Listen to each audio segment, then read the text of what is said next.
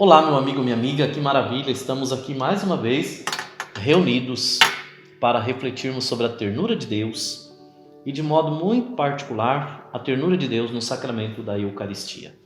Nós colocamos aqui algumas realidades simbólicas, não é? Que nos ajudam a compreender este rico e belíssimo sacramento. Não haverá como, e já peço perdão aos doutos, não é, pela simplicidade e ao mesmo tempo a reflexão tão breve a respeito de um sacramento que tem uma grandiosidade que foge ao alcance tanto meu quanto seu também. Então, meu amigo, minha amiga, falando de sacramentos, este é o terceiro na ordem da iniciação à vida cristã. Por que o terceiro? Porque aquele e aquela que se coloca à disposição de Deus para servi-lo em meio ao reino, não é? Recebe um alimento todo particular, a Eucaristia. Por esta razão é que nós falamos de batismo, também para adultos, para crianças e para adultos, e falamos de crisma, enquanto sacramento para aqueles que assumem compromissos dentro da comunidade de fé, estão a serviço do reino. E quem está a serviço do reino, vamos para o sacramento da Eucaristia. Quem está a serviço do reino, Jesus a eles dá um poder. Evangelho de São João, capítulo 13. Vamos partir desse princípio. Falamos de Eucaristias, Eucaris, ágape, festa do Deus da vida na nossa vida. Mas é uma festa toda particular que nos compromete. Então ele está num banquete com os seus discípulos. E, pelo meio do banquete, ele se cinge com uma toalha e lava os pés dos discípulos. E afirma: olha, o que eu estou fazendo, vocês devem fazer também. O princípio do amor, caridade, vivido até o ponto de dar a vida por aqueles com os quais, com ele, se compromete. E aqueles que com Cristo se comprometem também devem doar a vida como ele a deu. E é interessante compreender que nesta ceia dela Jesus se levanta e ele toma, por assim dizer, um elemento substancial que deve estar presente em todas as mesas. Pão em todas as mesas. E o que ele faz? Ele toma o pão, rende graças e o abençoa. Ah, fantástica a ação do Cristo Jesus. Pai, Filho e Espírito Santo. Pai, Filho e Espírito Santo. É na unidade da Trindade que esta ceia belíssima deve acontecer. Eu e o Pai somos um.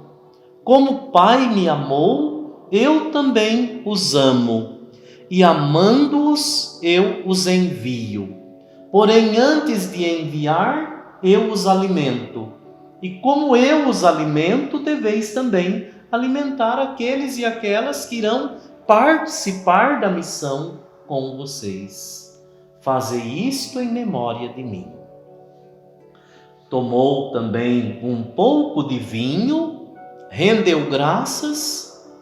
Eu acredito que ele fez isso porque ele afirmou que aquele a quem eu der o bocado intinto no vinho me trairá. Seguramente era um gesto interessante, não é? O de dar a comer aos seus, para que os seus se fortalecessem dele e fossem dele testemunhas. Por isso que colocamos aqui também, não é?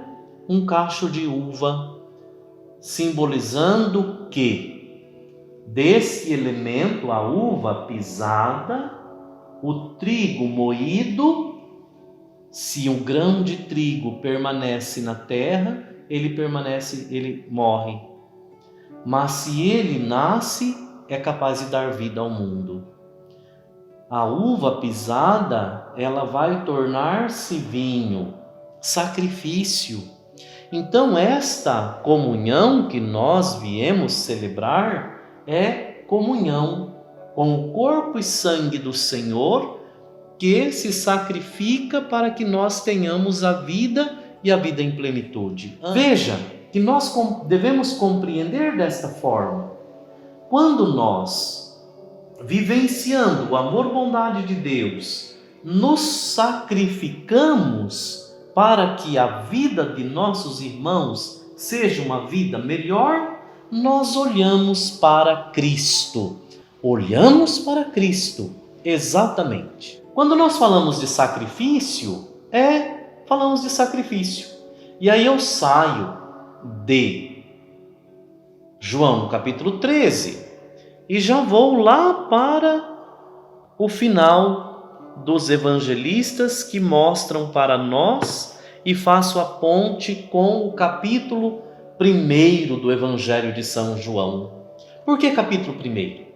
Porque lá no capítulo 1 nós encontramos João olhando para Jesus e afirmando: eis o Cordeiro de Deus que tira o pecado do mundo. Interessantíssimo! Quando nós falamos de Eucaristia, nós falamos de sacrifício. Quem é que dá vida ao mundo? Dá vida ao mundo Cristo Senhor, por amor a nós. E quando nós olhamos para a cruz, nós compreendemos que o Cordeiro imolado é Cristo Senhor. Nós vamos comer e beber do seu corpo e do seu sangue. Portanto, a Eucaristia, esse pedaço de pão e esse pouco de vinho, eles são transubstanciados. É o centro da celebração eucarística. Tudo isso é mistério de fé. É mistério de fé. Quem entra em comunhão com Cristo Jesus, come o corpo do ressuscitado. Come o corpo, bebe o sangue do ressuscitado e torna-se com o ressuscitado também. Todas as vezes que eu como e bebo do corpo e sangue do Senhor, com Ele eu ressuscito.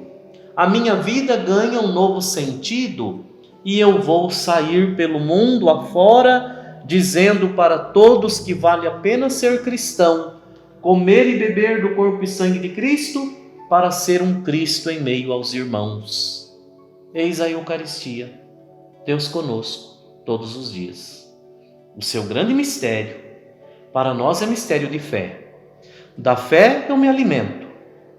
Da mesma fé com a qual ele alimentou os seus discípulos, eu também me alimento. Me encorajo para fazer da minha vida sinal da presença dele em meio aos meus irmãos. Eis o grande mistério da nossa fé. Por isso é que eu disse, em apenas 7 minutos, falar deste grande sacramento. O Papa Bento XVI seguramente demorou 1 ano para escrever Sacramentum Caritatis. E nós, em 7 minutos, verbalizamos poucas palavras para dizer que Jesus é o pão vivo descido do céu e quem dele come obtém a vida eterna. Eu quero a vida eterna. Por isso, todos os dias, eu me alimento de Jesus na Eucaristia. Que a ternura de Deus te abrace e que você jamais se afaste da Eucaristia e a sua vida seja sinal luminoso da presença deste Jesus, do qual você se alimenta. Até o próximo, refletindo sobre a ternura de Deus.